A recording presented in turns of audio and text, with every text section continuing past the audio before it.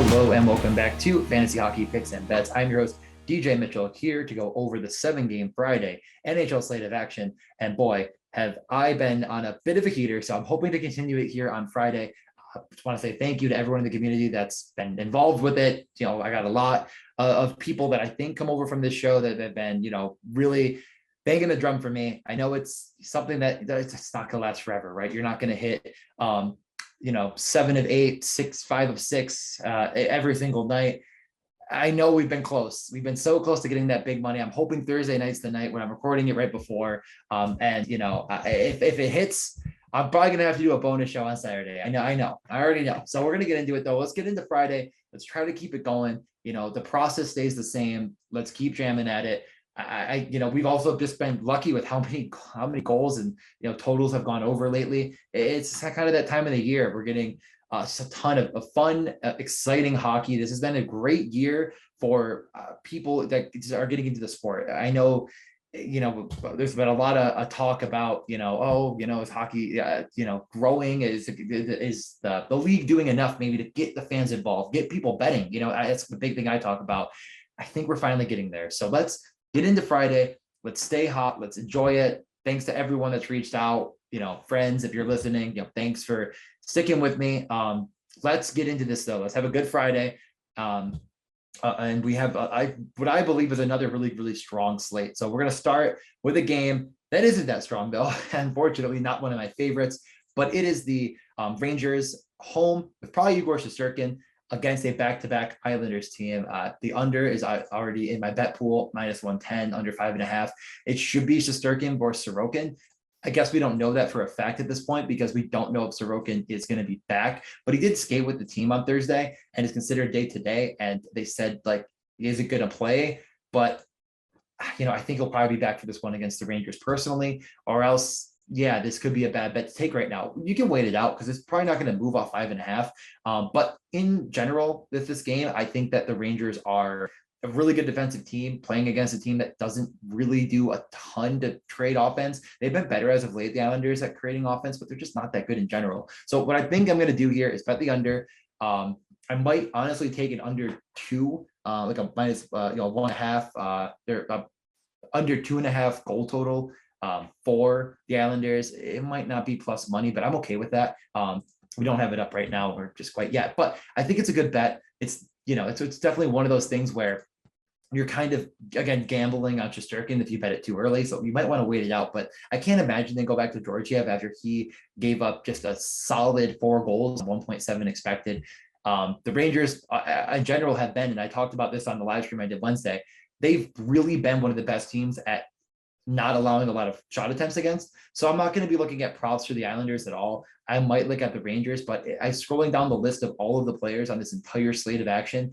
You've got to get past the first 25 into the 30s before you find one player in Artemi Panarin, which is not a great guy at getting the puck on net, that has been putting up enough shot attempts to, in general. So if you look at every single player on the slate and their individual Corsi for per game, Panarin is the first one in this entire game at 5.5, I think 5.1 shot attempts per game over the last 10. I mean, that's not going to be enough for me to want to push a 2.5 at minus money. So I'm not going to touch this game. I think if you do anything here, you take Kopp to get a point as long as Strome is still out, and you take maybe a Shesterkin save prop, but I don't think they're going to get enough shots to make it worth your while. So my favorite bets here, if Sorokin's in, I think you just take the under for sure. I think you could take his save prop because I think the Rangers should outshoot them by a good bit. The Islanders have been porous defensively, but other than that, I think I'm going to move past this game, include a couple props and the under, and that's it. So game number 2 is my Buffalo Sabres retiring Rick Jeanneret. One of the great announcers, at least in my era. I know that some people might get annoyed by some of his calls, but when you grow up like I did, listening to Top Shelf 20 times a week when I was a kid, listening to his greatest calls, and now when you get older, you cry yourself to sleep listening to him because you haven't seen a modicum of success in the past decade. Okay, let's get back to the game. So the Sabres are underdogs here. It's probably Saros versus Anderson. The Sabres have been really bad at creating high danger chances, but they've been taking enough shots. I think that Saros save prop is really, really in play for that reason, because I don't think he's going to give up a ton of goals, but you are still getting the added upside of, the Sabres taking shots like they did against Winnipeg. Saros in net last time out was awesome. He had not a great game the game before. I think he could be back on track. He could play a good game here in Buffalo. This Nashville team is trying to get, out of the wild card, or at least the wild card one spot, and avoid playing Colorado. That's a lot to play for. It really is. So I don't think this team's going to roll over and die. With all this being said, the Sabres, for all the shots they took, like I said, they only had 3 expected goals on like 38 shots. That's really not that great. Like, you're just not getting quality chances. Well, actually, I'm looking at the wrong game, so that doesn't help. They had 4 expected goals. Okay, all right, not quite so bad. But again, it's against the team that is the worst in the league in Winnipeg last time out at giving up behind your chances. So you're going to get a boost there. I don't think they're going to get that against Nashville, who I think is a bit better defensively and has a guy like Ekholm that is just playing on fire. I think if you can find him to get a shot, prop, or a point, you can put that in the mix, but I don't think you're going to find it very frequently on a lot of the books, unless if you have a book that goes kind of crazy. I know like the Barstools and stuff have like every single possible player. So you can look on some of those books for Ekholm. He's also a really, really good punt option at 3,200. I don't think he's gonna be overlooked on DraftKings, though. He just had a 32.9 in a winning DraftKings lineup the last time they played against Ottawa. Might not get hammered, but the whole thing in this game, if you're going to bet anything on any money line, I think you just take the Nashville minus 1.5 and assume that the Sabres run kind of starts to hit a stall. I think if we would have had this, a few weeks ago and said, hey, Nashville minus, a goal and a half puck line plus 135, you would have been like, obviously, I guess the Sabres, I'm going to take that. I don't think the Sabres team is going to stick around, and I'm a fan. I mean, I don't think they're going to stay here for very long. I'm not going to touch any of the money lines or the over under or anything. I'm just going to take Saros shot prop or save prop, and that's it. Not anything else. I've been burned by Forsberg too much. So we'll move over to our third game of the night, which is one that I would say a lot more excited for in general, because I think Tampa's in just a supreme spot at home against the back-to-back Chicago team. Tampa's one of the best teams in the league. They're, again, kind of jostling for playoff position. I'm going to take Tampa team total over 3.5. I might even take it over 4.5 because Chicago's probably going to have Lankinen in net. I don't think we got a confirmed starter quite yet for Thursday, but it's either Lankinen or Dalia, and they both really stink. So it doesn't really matter to me. Dalia gave up, he has 2 games on the year. He's given up 6 goals in the 2 games he's played. Lankinen just got, cranked by the Sabres back-to-back over 5 goals allowed games. So either or against Tampa, who is really rolling, I say right now. They've been looking just a lot better, and they're really popping. They did really outplay Carolina in that last matchup. They won in overtime. And the top line for Tampa is Stamkos, Point, and Kucherov. So that's pretty cool. I think that they're going to be a somewhat popular stack in DFS. I would be surprised if they weren't. Kucherov only 7,100. Like, that is insane. So the 4-man with Hedman is definitely going to be something I'm going to include in my mix. It's going to be the most, played stack of the entire night, without a doubt in my mind. Some people might get some Edmonton, but they're playing St. Louis, so we'll get to that game. But Tampa one's going to be mega chalk.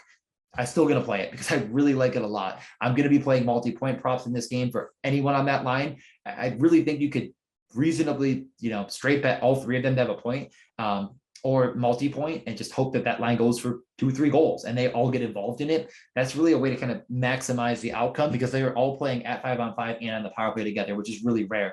If we get a note that this changes, you don't have to bet that right now. You can't even bet it as I'm recording. You can wait until we get that news, and we should get it. The Tampa Beat reporters are awesome, but I'm not looking any further than that. Chicago is bad. They have 1.6 expected goals against Buffalo, and they scored 5. That isn't going to happen against Tampa Bay. I don't even care if Brian Elliott's in net.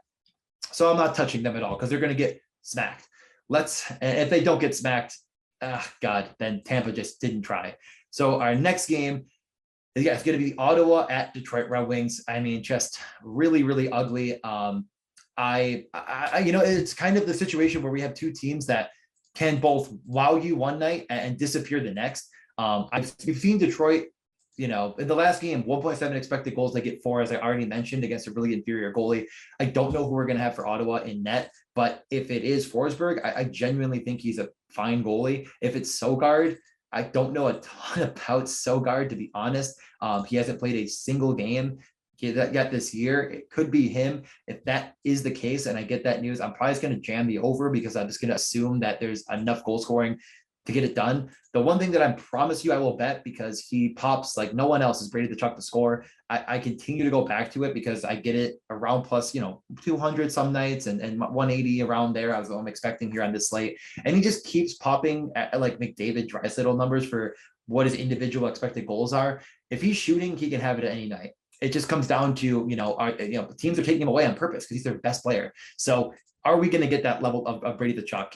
He did score the only goal scorer against Nashville last time out. Him, Norris, and Batherson are rolling together. I do think this is a DFS lineup construction you should start with, is those three. You don't need to include a defenseman, but Brandstrom does make a lot of sense to get you some savings. And you can include it with Tampa, and I think you can make it work, but you might not. You might just be duped, honestly, and you're really going to be having like a 2-off kind of combo versus a lot of the field. So if you do play it and jam it together, and somehow, I'm not sure if you can afford it. I'll try it before I finish the show. You're going to be duped pretty heavily because I think a lot of people are going to go that route. And I think there's some other combos that will work. If you're going to play Ottawa, you might just want to go with something like a Rangers and hope that, as long as the work is done, and even if he isn't, I think you just go with it and pray, because you're going to get massive chalk on Ottawa 1, I think, and Tampa 1. I think, there's a chance that Detroit 1 has some ownership, but I'd be kind of shocked if it was anywhere near what Ottawa 1 is. But Bertuzzi, Larkin, and Raymond are all together. Bertuzzi's done really well as far as rage stats are concerned over the last 5. So you might want to include him as a guy for a shot prop. Both these teams like to give up shots against, but that's just because they're both bad. So I don't know what to exactly expect here, because they're not playing a good team. And these teams have played against much better teams because most teams are better than them. So it's going to be kind of an interesting game from a prop perspective. But favorite bet here is probably just Brady to score, Brady to have a point, maybe even a power play point. Batherson probably as well, depending on what his line's at. But we'll move forward to the next game, which is, now we're kind of going to get into the next 2 games, which are like very much more like playoff centric, interesting, fun stuff. So we have St. Louis at Edmonton, which is, I'd say, the marquee matchup of the night. Just the best game in general to watch. It's the only 6.5 over under, which is to say that both of these teams have been scoring, but I'm not sure if I'm intrinsically in love with it. I do get it because Edmonton is involved in a lot of overs because, well, number 1, they score a lot. Number 2, they shoot a lot. Over the last 10, they've been in the top 5 as far as Corsi 4. I definitely could see a narrative where this game gets there on that over 6.5, but I'm not going to touch it personally. I think I'd rather just bet Edmonton here as one of my favorite bets of the night at minus 135. They're definitely going to be in my mix. I just don't really see kind of the path to where St. Louis is the better team, and it's pretty close to a pick 'em. So I might even take the puck line just at the, just for fun, because I think puck lines are kind of more fun to bet. St. Louis is kind of always in my models a bit more of a paper tiger, a bit more of a team that kind of overperforms or expected. And Edmonton's a team that you can kind of, sometimes that works out because Edmonton's goaltending is bad, but I'm not going to bet on it here. I think that St. Louis is going to try to slow pace as much as they can. They are kind of back to full health and besides defense. So they, O'Reilly with Perron and Saad, Thomas, Tarasenko, Buchnevich. I think that's a lot better than what they had before, but I just don't think the St. Louis team is really all that good. So Husso has played a bunch in a row. We could get Binnington here as well. That's why I'm going to bet it now, because I think it's going to be Binnington. They've been on the road for a little while. They kind of got to get him a start. Binnington's been pretty bad lately. He hasn't won a game since February, and we're going into April. So I'm going to bet on it. And if it's Husso in net, I don't know. He's played so many games lately. Maybe he does blow this one. So I'm going with Edmonton. Props, Draisaitl's been really kind to me. I've been jamming him. He has a really good rate stats. I don't think I'm going to get too crazy with this one. I just don't think you need to go off the board. Kane, Puljujarvi, and McDavid are aligned together. Puljujarvi's not getting power play time though. That he didn't get any, but they really only run 1 unit, which is why Hyman might get a little more of a look from some of the DFS community with Draisaitl. Yamamoto also not on that top power play. So you're kind of looking at like a Kane, McDavid, Hyman, Draisaitl. I think you could go with the full stack, especially if Binnington's in net, to get away from a lot of the chalk. But I think it's all in or all out. And if you do go all out on Edmonton, you could get unique by playing the St. Louis goalie, because I don't think you're going to be hammered on, and they have a really good upside to get the 35 save bonus. So we'll move forward to the other game with big playoff implications. This game burned a lot of people. I tweeted about it. A lot of people had the over with Seattle at Vegas. Now it's Vegas at Seattle, or maybe it was the same last time. I don't even know.